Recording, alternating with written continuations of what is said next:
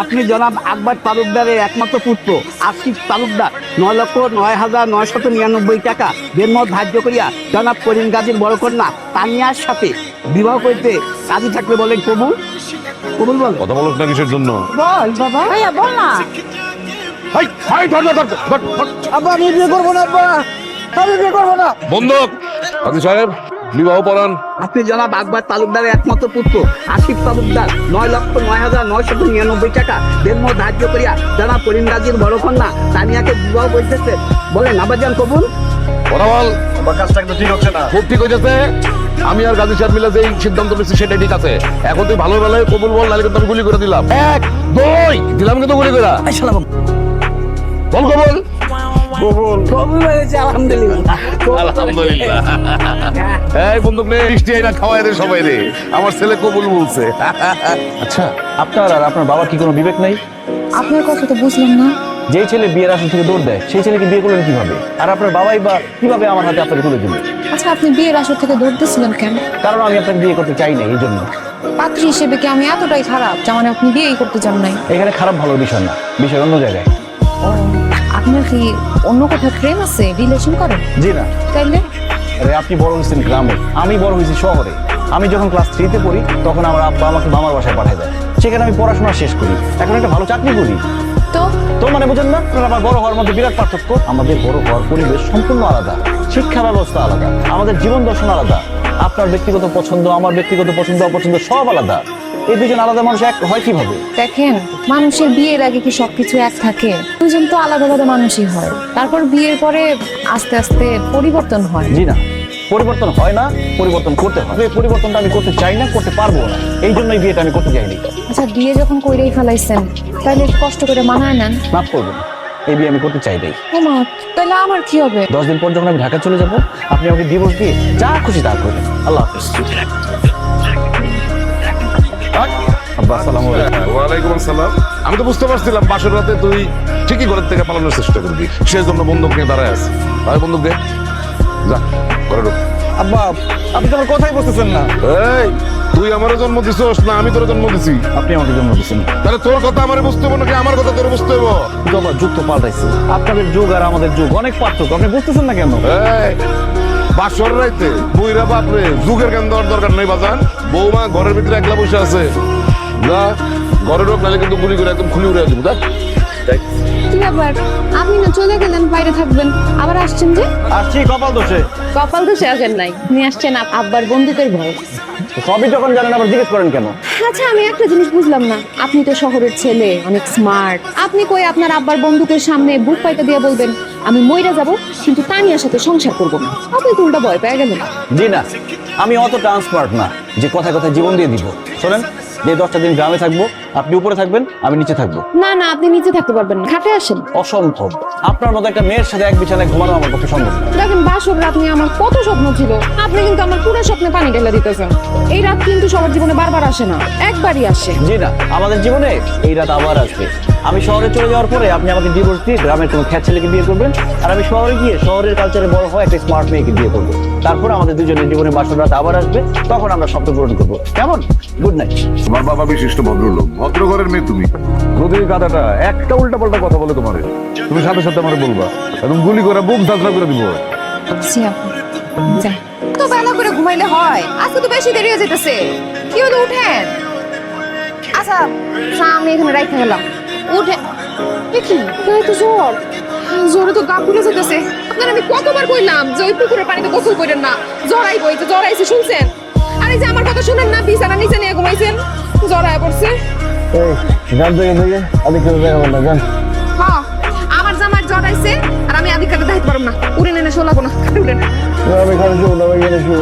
এত কথা বলতে চাই না, উড়েন তো, আসেন।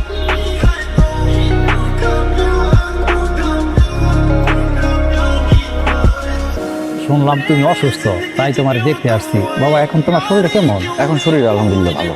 বিয়ার সময় তোমার সাথে আমি কথা বলতে পারি নাই, ওর মা নাই, মারা গেছে। মা মারা যাওয়ার পর আমি ওরা লালন পালন করে মানুষ করছি। অনেক আদরের মেয়ে আমার।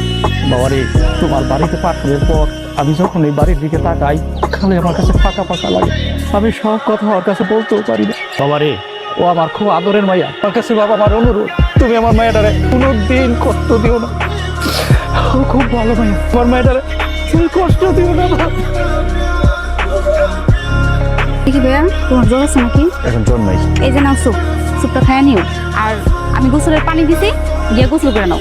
যাওয়ার আগে স্যুপটা খাইয়া যাও। তুই গোসলের পানি দিছিস কেন? ভাবি তুই ভাবি তোমার সামনে আসবে না। কেন? কেন ভাবি তোমার সামনে আসবে? তুমি সব সময় ভাবির সাথে খারাপ আচরণ করো। তুমি জ্বরের ঘোরেও তার সাথে খারাপ আচরণ করছো। সি ভাইয়া, সে তোমার সামনে কখনো আসবেও না, আর তোমার সাথে কথাও বলবে না। সেটাই ভালো, যার সাথে সংসার করবো না সে সামনে না আসলে ভালো। স্যুপটা খাবো না? কি ব্যাপার, স্যুপ খাইলো না যে? তুমি কি বলছো আমি রান্না করছি? আরে না, বাদ দাও তো।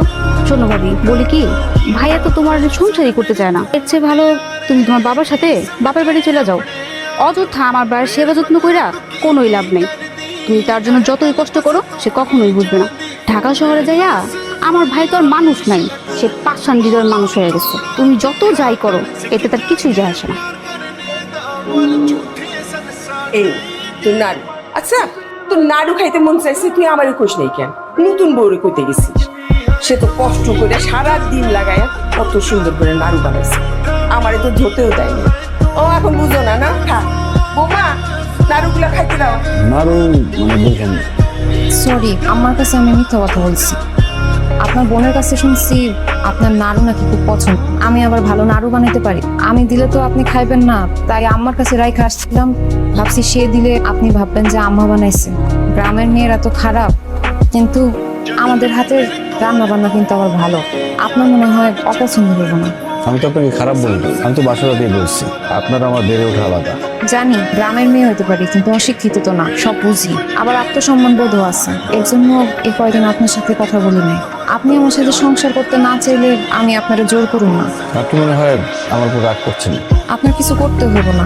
তো আমি আপনার একটা কথা জানাই রাখি, আমি এই বাড়ি ছেড়ে কোথাও যাব না। আপনি শহরে চলে যাবেন, আমি আপনার ডিভোর্স দিয়া অন্য কাউরে বিয়ে করব। আমাদের মতো গ্রামের মেয়েদের জন্য ব্যাপারটা তো সহজ নয়। তাছাড়া আপনার বাড়ির মানুষজন অনেক ভালো, তাদের আমি খুব পছন্দ করছি। আমি এ বাড়িতেই থাকবো। তবে আপনার যদি শহরে যায় আর গ্রামে ফিরে আসতে না মন চায়, আসতে হবে না। আপনি চাইলে অন্য কাউরে বিয়া শাদী করেন, তো আমার কোনো সমস্যা নেই। ব্যাগ সব কিছু কাপড় চোপড় গুছাই দিচ্ছি। ভাবি, তুমি এমন কাঁদতেছো কেন? যে চলে গেছে তার জন্য কাঁদা কোনো লাভ আছে? এমন একটা ছেলেরে আমি পেটে ধরছিলাম, এই কথাটা ভাবলেও এখন আমার মেজাজটা খারাপ হয়ে যাইতেছে। বউটার কথা ভাবলো না, বাপ মায়ের কথা ভাবলো না, চোরের মতন বাড়ি থেকে বাইরে হয়ে গেল। সি সি সি সি সি। আমার চিন্তা হইতেছে অন্য জিনিস নিয়ে। আমার তো জ্বরটাও তো ভালো হয় নাই। আচ্ছা ভাবি, তুমি আবার ভাইয়েরা কাপড় চোপড় গুছাই দিচ্ছ কেন? আমার স্বামী যদি এমন হইতো, আমি জীবনে তার কাপড় চোপড় গুছাই দিতাম না। আর তার সাথে সংসার করা তো অনেক দূরের কথা। আমার ভাই হচ্ছে তাতে কি, আমার ভাই একটা অসভ্য নাম্বার 1। নাহলে কি তোমার সাথে এরকম খারাপ আচরণ করে? আমার বউ কাঁদতেছে কেন? আফরিয়া, তোমাদের কাঁদে কেন? তুমি তার রেখে চলে গেছো, ভাবি কাঁদবে নাকি তোমার জন্য হাসবে? ঢাকা চলে গেলে আমি ফেরত আসলাম কিভাবে? এই কান্না বন্ধ। এই নাও, এই ব্যাগের মধ্যে শাড়ি আছে, টিপ আছে, চুড়ি আছে আর ফুল আছে। যাও, 5 মিনিটের মধ্যে সুন্দর করে সাজিয়ে গুজিয়ে আসো। আজকে আমরা সারাদিন ঘুরবো, চটপটি খাবো, ফুচকা খাবো, এরপরে সন্ধ্যার পরে পূর্ণিমার চাঁদ দেখবো। যে গ্রামের বউয়ের সাথে সংসারই করতে চায় না, সে আবার কিসের পূর্ণিমা দেখবো? গ্রামের বউর সাথে সংসার না করলে ঢাকায় চলে যেতাম, ফেরত আর আসতাম না। বউরে রেখে কই দিছিস? হ্যাঁ কই গেছিস? মামা মামা, কানে বাধা বাঁধতেছে, আমি যাই নাই কোথাও, আমি চলে আসছি। ছাড়ো, টান ছাড়ো। আয়া, ভাই, তোর এত বড় সাহস, তুই আমারে না বইলা বৌমারে রাইখা তুই ঢাকা চলে গেছিস। আজকে আমার হাত থেকে তোর কেউ বাঁচাতে পারবে না, কেউ বাঁচাতে পারবে না। আব্বা, আমি ঢাকা যাই নাই তো, আমি শপিং করতে গেছিলাম তোমার বৌমার জন্য। আপনি হার কথা বিশ্বাস করেন? যদি গুলি লোক করা আছে তাহলে গুলি করে দেন, গুলি করে প্রমাণ করে দেন। আপনি সবসময় ফাঁকা আসবেন না। আব্বা বিশ্বাস করেন, আমি শপিং করতে গেছিলাম, আপনার বৌমার জন্য নতুন শাড়ি কিনে নিয়ে আসছি, সেই শাড়ি পরতে গেছি। তারপর আমি হার কথা বিশ্বাস করি।